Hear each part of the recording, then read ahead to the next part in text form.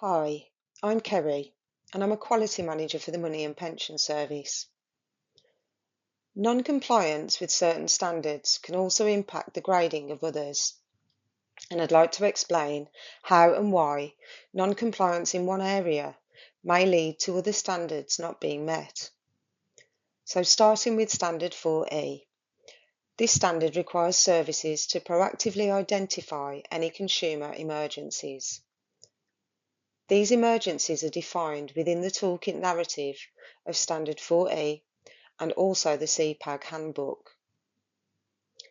Where there are indications of a potential emergency, but the service fails to explore it or confirm it, Standard 4E will always be not met.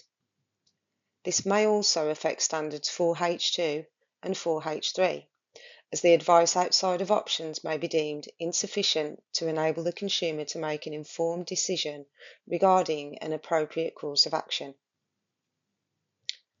With Standard 4G, if it's found to be non-compliant due to inaccuracies within the financial statement, this could also have an impact on the options presented to the consumer as available and/or suitable. So if mistakes did lead to incorrect options being presented, Standards 4I1, 4I2 and 4I3 would all be not met. Standard 4H2 requires advice outside of options to be sufficient to make an informed decision.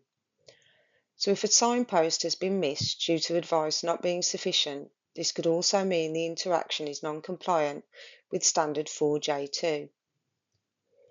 A good example of this would be safe banking accounts. So where it's clear advice on safe banking accounts is required and not provided, 4H2 is not met.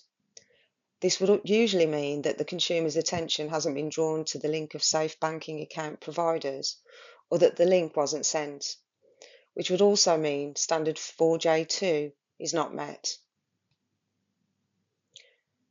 With Standard 4I, if an option has been missed, 4I1, 4I2 and 4I3 will always be not met.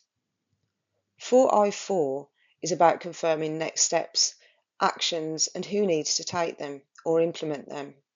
So where an action is to send the consumer some information and it's not been done, this may also impact Standard 4F.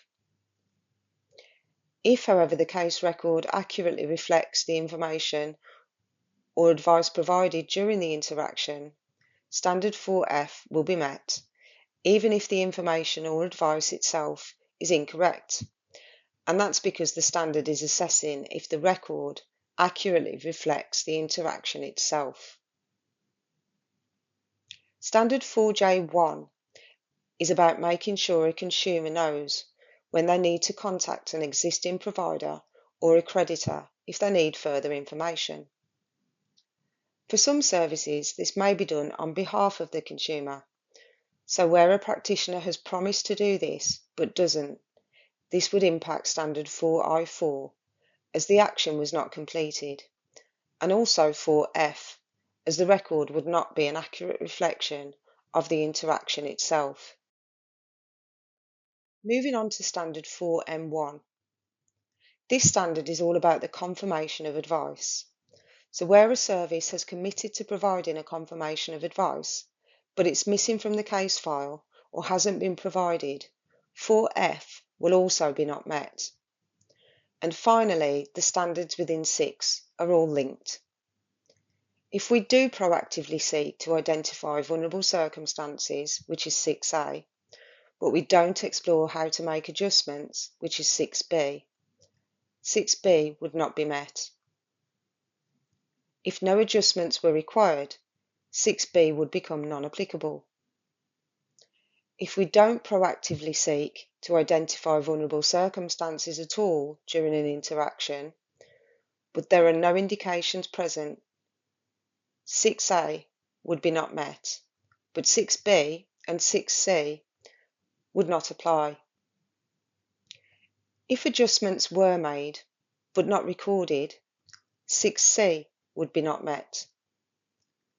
There are different combinations of met or not met within Standard 6 for various situations, but the standards within 6 are all quite specific in what they require a service to do.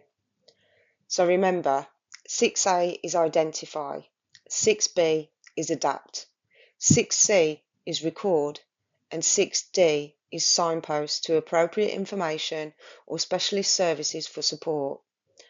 I hope this offers assurance on how the standards interlink and the ways in which non-compliance in one area may influence another. For more information, please go to the standards page on the MaPS website. Thank you.